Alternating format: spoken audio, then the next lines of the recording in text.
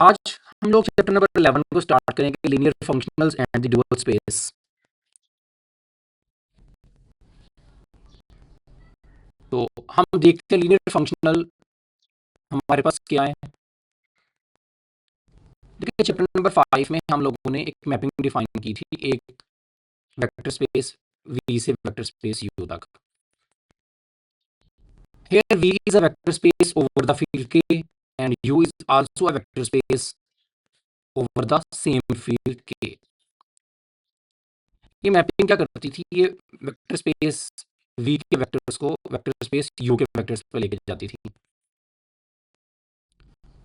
हम इस मैपिंग को लीनियर कहते थे अगर ये इस कंडीशन को पूरा करे, alpha V1 plus beta V2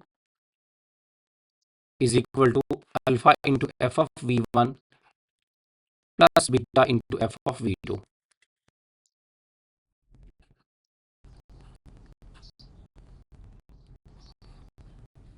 चूंकि दोनों वेक्टर स्पेस के लिए फील्ड हम के मान रहे हैं, तो इसके लिए स्केलर्स अल्फा और बीटा ये फील्ड में से आएंगे।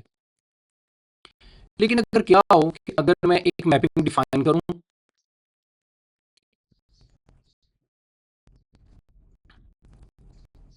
वेक्टर स्पेस बी से के तक,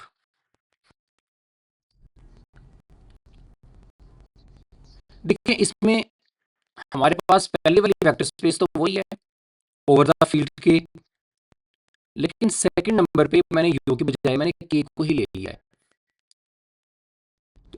ये आपके पास चूंकि फील्ड है और हमें पता है कि every field is a vector space over itself, इसलिए ये इधर वेक्टर स्पेस भी होगी। तो ये एक वेक्टर स्पेस से एक वेक्टर स्पेस तक ही अगर लीनियर मैपिंग डिफाइन की जाए तो इसे हम कहते हैं लीनियर फंक्शनल। देन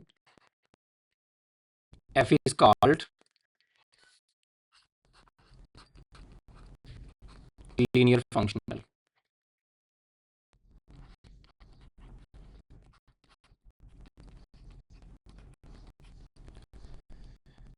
तो लीनियर फंक्शनल एक्चुअली हमारे पास बिल्कुल कोई नई चीज नहीं है, सिर्फ एक लीनियर मैपिंग है, बिल्कुल जैसे ये लीनियर मैपिंग है, सिर्फ V से K तक है। हम दूसरी जो वेक्टर स्पेस है उससे हम चूज करते हैं वही वाली फील्ड। ये मैपिंग आपके वेक्टर्स को लेगी और स्केलर्स पे लेके जाएगी। सो एफ ऑफ वी का आंसर आएगा एक नंबर। अगर तो आपके पास फील्ड रियल नंबर्स की है तो आपके पास आंसर एक रियल नंबर आएगा, और अगर आपके पास फील्ड कोई कम्प्लेक्स नंबर है तो आपके पास आंसर एक कम्प्लेक्स नंबर आएगा।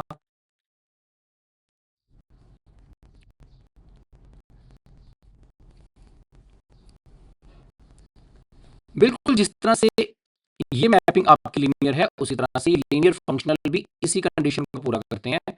इनके इसमें भी हम f into alpha V1 plus beta V2 अगर अप्लाई करते हैं तो ये alpha f of V1 plus beta f of V2 के बराबर आएगा। इसमें f ऑफ V1 भी एक नंबर आएगा और f ऑफ V2 भी एक नंबर आएगा।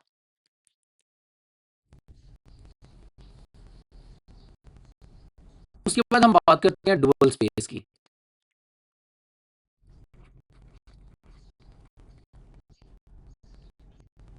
जब हम मैपिंग डिफाइन करते हैं वेक्टर स्पेस से किसी फील्ड तक, तो ये मेरे पास एक लीनियर फंक्शनल है।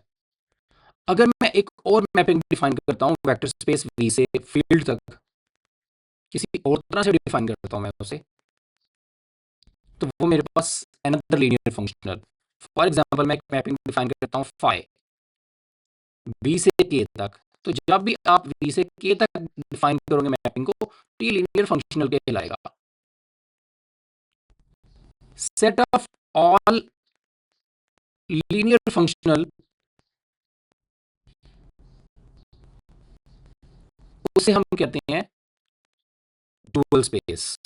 तो डुअल स्पेस में क्या आता है, set of all linear functional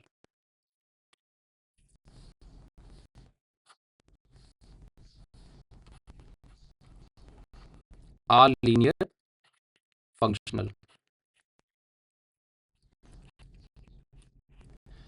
chapter number 5 में हम लोगों ने बोला था कि एक मैंने डेफिनेशन दी थी होम वी कॉमा यू की। हमने इसको डिफाइन किया था set of all linear mappings from V to U. तो ये भी लीनियर मैपिंग्स थी वी से यू तक। डुअल स्पेस में भी लीनियर मैपिंग्स ही आती हैं सारी की सारी, लेकिन वी से के तक। इसका मतलब है जैसे होम वी कॉमा यू है, इधर हमारे पास बिल्कुल वैसा डुअल स्पेस है और हम इसे शो करवाते हैं वी स्टार से।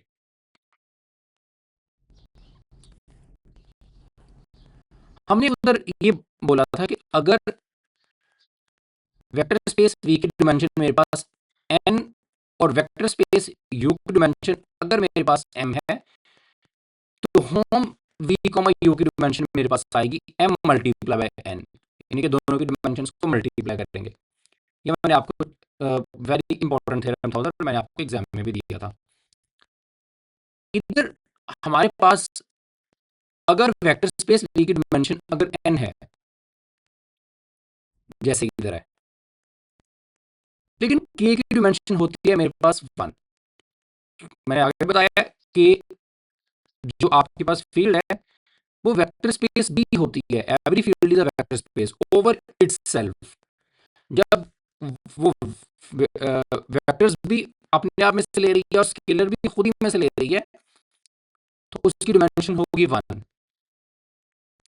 तो डुअल स्पेस की जो डिमेंशन आती है, अगर मैं डिमेंशन ऑफ वी स्टार की बात करूं, तो हम चूंकि दोनों की डिमेंशन को मल्टीप्लाई करते हैं, तो दोनों की डिमेंशन को जब मल्टीप्लाई करूंगा, यानी कि ये बेसिकली लीनियर डुअल स्पेस क्या है, all possible linear functionals from V to K. इसकी डिमेंशन मेरे पास n है, इसकी डिमेंशन 1 है, n को 1 से मल्टीप्लाई करेंगे तो इसकी डिमेंशन n आएगी, यानी कि v और v स्टार दोनों की डिमेंशन एक जैसी आती है। आगे हम बात करते हैं second dual space. Second dual space, अच्छा देखिए, अभी तक ज्यादा फर्क नहीं था। आपके पास जो लीनियर मैपिंग है वो इनपुट एक वेक्टर लेती है और आउटपुट भी एक वेक्टर ही देती है। जो लीनियर फंक्शनल्स होते हैं वो इनपुट एक वेक्टर लेते हैं, लेकिन आउटपुट एक आपको नंबर देते हैं, ये स्केलर। और ऑल पॉसिबल लीनियर फंक्शनल्स को जब हम डुअल्स उनका जब सेट बनाते हैं, तो हम वो मेरे पास एक डुअल स्पेस बनती है। तो डुअल स्पेस में क्या आते हैं, फंक्शनल्स आते हैं, ठीक है। सेकंड डुअल स्पेस जो होती है वो अगेन एक मैपिंग होती है। मैं इस मैपिंग को मान लेके साई का नाम दे देता हूं, और ये मैपिंग होती किधर से है, ये वी से नहीं होती। ये हमारे पास वी की बजाय वी स्टार से मैपिंग ली जाती है और के तक, फील्ड तक ही ली जाती है। इसका मतलब है सेकंड डुअल स्पेस जो है ये इनपुट के तौर पे लेगी लीनियर फंक्शनल्स और आउटपुट आपको एक नंबर ही देगी। सो अगर मैं इस मैपिंग को डिफाइन करूं, तो ये साई और ये अपने अंदर एक लीनियर फंक्शनल लेगी एफ, और आउटपुट मुझे क्या देगी, क्योंकि मेरे पास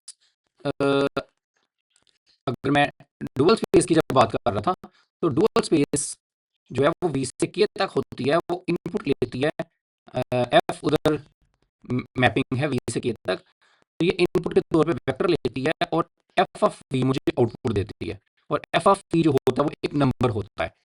सो ये मेरे पास जब एफ इनपुट के तौर पे लेगी एक लीनियर फंक्शनल, तो वो नंबर जो होगा वो एफ ऑफ वी होगा। So psi of F equal to F of V करके इस तरह से हम इसकी डेफिनेशन देते हैं। अब जो साई है, जो मैपिंग है, हम कहते हैं ये आपका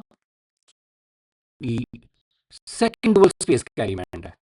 तो हम इसको वी डबल स्टार से शो करवाते हैं सेकंड डुअल स्पेस को, और हम कहते हैं साई बिलोंग करता है वी डबल स्टार से। ठीक है, अब देखें ना मैपिंग आपकी वी से के तक थी, तो एफ एफ बिलोंग किया,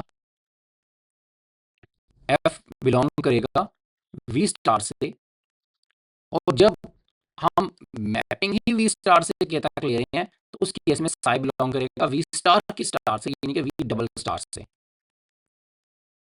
तो अगर हम समरी देखें तो नॉर्मल जो लीनियर मैपिंग है वो वेक्टर लेती है और वेक्टर ही देती है। लीनियर फंक्शनल्स जो होते हैं वो वेक्टर लेते हैं और नंबर्स देते हैं, और हम इन्हें वी स्टार से बिलोंग करवाते हैं। और जो सेकंड डुअल स्पेस है वो वेक्टर नहीं लेती, बल्कि वो फिर वी स्टार के लीनियर फंक्शनल्स को, मैपिंग्स को एज ए इनपुट लेती है और आपको आउटपुट एक नंबर देती है, और हम इसके एलिमेंट्स को वी डबल स्टार से जो है वो बिलोंग करवाते हैं।